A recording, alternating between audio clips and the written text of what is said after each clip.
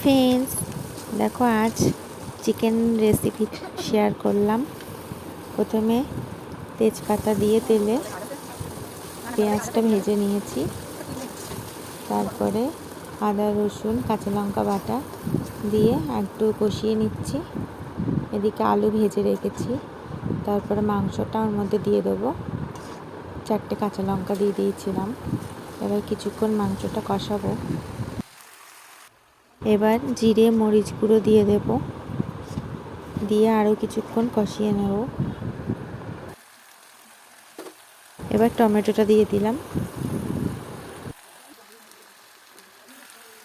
এবার হলুদ গুঁড়ো দিলাম, স্বাদ মতো লবণও দিয়ে দিলাম, দিয়ে এবার আলুটা দিয়ে দিলাম।